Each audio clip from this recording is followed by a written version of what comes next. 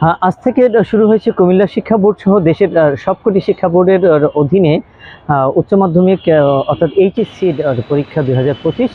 তো আমি এই মুহূর্তে আছি কুমিল্লার ভিক্টোরিয়া সরকারি কলেজের উচ্চ মাধ্যমিক শাখায়, যেখানটায় কিছুক্ষণ আগে কুমিল্লা শিক্ষা বোর্ডের চেয়ারম্যান শামসুল ইসলাম, কুমিল্লা জেলা প্রশাসক আমিরুল কায়সার সহ প্রশাসনের ঊর্ধ্বতন কর্মকর্তা এবং বিভিন্ন কলেজের অধ্যক্ষগণ পরীক্ষা কেন্দ্র পরিদর্শন করেছেন এবং তারা পরীক্ষার কেন্দ্র পরিদর্শন শেষে সাংবাদিকদের এই বিষয়ে ব্রিফ করেছেন।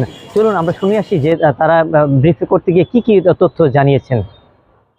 সুষ্ঠু, সম্পূর্ণ নকলমুক্ত পরিবেশে সুষ্ঠু এবং শান্তিপূর্ণভাবে আমরা এটা সম্পন্ন করতে পারবো। আপনাদের সকলের সহযোগিতা আমরা কামনা করছি। আপনারা জানেন, আমরা ইতিমধ্যে অনেক ব্যবস্থা নিয়েছি।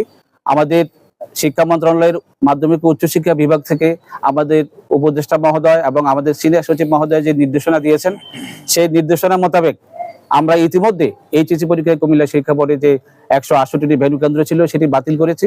আমরা সবগুলো কেন্দ্র এবং কয়েকটি সাব কেন্দ্র আমরা দিয়েছি, যেখানে পরীক্ষার্থীর আসন বিন্যাস হয়তো সমস্যা হবে, সেখানে আমরা সাবকেন্দ্র দিয়েছি। আমরা আশা করব আমাদের জেলা প্রশাসন মহোদয় এবং ওনারা ইতিমধ্যে এসএসসি পরীক্ষাতে অনেক কার্যকর পদক্ষেপ নিয়েছেন, যার ফলে আমরা যোগদান করার পরে এসএসসি পরীক্ষা আমরা সুষ্ঠুভাবে সম্পন্ন করতে পেরেছি। জেলা প্রশাসক এবং ইউএনও মহোদয় সবাই মিলে সকলের আন্তরিক প্রচেষ্টায় আমরা একটা সুন্দর একটা পরীক্ষা আমরা এসএসসি পরীক্ষা সম্পন্ন করতে পেরেছি। তা আশা করবো যে ইনশাল্লাহ আমাদের এইচএস পরীক্ষাটা আমাদের জেলা প্রশাসক মহোদয় আমাদের সাথে আছেন। ওনারা খুবই তৎপর আছেন, খুব সক্রিয় আছেন। ওনারা মন্ত্রণালয়ের যে নির্দেশনা পেয়েছেন সেই অনুযায়ী ওনারা কাজ করে যাচ্ছেন। ওনারাও অনেক পরিশ্রম করছেন, আমরাও চেষ্টা করে যাচ্ছি। আপনাদের সার্বিক সহযোগিতা পেলে যদি কোথাও কোনো সমস্যা আপনারা দেখেন আমাদেরকে জানাবেন, আমরা ব্যবস্থা করব। আমাদের ইনশাল্লাহ আমরা আশা করি আমাদের এই পরীক্ষা ইনশাল্লাহ আমরা সুষ্ঠুভাবে সম্পন্ন করতে পারবো। বাতিল করেছি বিশেষ করে ভেন্যু কেন্দ্র, সেগুলোতে আর কোনো ভেন্যু কেন্দ্র রাখিনি। আমরা সবাই পছন্দ অনুযায়ী দেওয়ার চেষ্টা করেছি। কিছু ক্ষেত্রে আমরা পারি নাই, বিভিন্ন কারণে প্রথমবার হিসাবে হয়তো কিছুটা সমস্যা হয়েছে।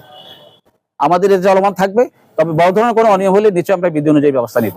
এবারে কোনো ছাড় দেওয়া হবে না। আমরা নকলমুক্ত একটা সুন্দর, আমাদের মন্ত্রণালয়ের নির্দেশনা হচ্ছে, উপদেষ্টা মহোদয়ের একটি কথা, সেটি হচ্ছে যে আমি মাঠের প্রকৃত চিত্র দেখতে চাই। যেহেতু ওনারা মাঠের প্রকৃত চিত্র দেখতে চান, তাহলে আমাদেরকে তো নকলমুক্ত পরিবেশে সুষ্ঠু সুন্দরভাবে একটা পরীক্ষা উপহার দিতে হবে। নকল আসলে এক্সপেল করাটাই আমাদের উদ্দেশ্য নয়, পক্ষপাতদুষ্ট উদ্দেশ্য এক্সপেল করা নয়। ওনাদেরকে নেওয়া হয়েছে, ওখানে প্রাথমিক হিসেবে নিয়োগ করা হয়েছে নকলমুক্ত পরিবেশে পরীক্ষা সম্পাদনের জন্য, সম্পন্ন করার জন্য। সেটাই ওনারা চেষ্টা করছেন। এরপরে যদি কোনো ভারপ্রাপ্ত কর্মকর্তা অথবা কোনো পক্ষ প্রতিপক্ষ কোনো দায়িত্ব অবহেলা অথবা কোনো প্রকার অনিয়মের সাথে জড়িত হন, আমরা বিধি অনুযায়ী ব্যবস্থা নিব, এতে কোনো সন্দেহ নাই। আর যেটি আপনি বলছেন যে ঝরে পড়ার হার এই বছর কিছুটা কমেছে। প্রতি বছরে কিছু আস্তে আস্তে আমরা যে পদক্ষেপগুলো নিচ্ছি, আপনারা দেখেন যে এই বছর কিন্তু যে আমাদের টেস্ট পরীক্ষা হয়েছে, অন্যান্য পরীক্ষা হয়েছে এবং এসএসসি পরীক্ষাতে যে কার্যক্রম চলমান ছিল, সেটা দেখে আমাদের পরীক্ষার্থীদের কাছে একটা মেসেজ পরিষ্কার হয়ে গেছে যে না, আগে যেভাবে চলছে সেটা এখন আর চলবে না। সবাইকে পড়াশোনা করে পরীক্ষা হলে আসতে হবে, সবাই আসবে। বিভিন্ন কারণে কমছে, এটা আপনারা জানেন, বাল্য বিবাহ থেকে শুরু করে আর্থিক অবস্থা, কেউ বিদেশ চলে যাচ্ছে, বিভিন্ন কারণে এটা কমছে। তবে আমার বিশ্বাস সামনে আরো কমে যাবে। সবাই মিলে কুমিল্লা শিক্ষা বোর্ড, জেলা প্রশাসন, আমরা আইন শৃঙ্খলা রক্ষাকারী বাহিনী, আমাদের যারা শিক্ষা প্রতিষ্ঠানসমূহ রয়েছে, সম্মিলিতভাবে আমাদের চাওয়া হলো সুষ্ঠু সুন্দর নকলমুক্ত পরিবেশে এসএসসি পরীক্ষার মতো এইচএসসি পরীক্ষাটিও যেন সম্পন্ন করতে পারি। এক্ষেত্রে আমার কাছে মনে হয় যে এমন কোনো বাধা নাই যেটা নকলের পক্ষে কাজ করবে। আমরা এর আগেও ব্যবস্থা নিয়েছি, নকল করার চেষ্টা যারা করেছে তাদেরকে আইনের আওতায় এনেছি।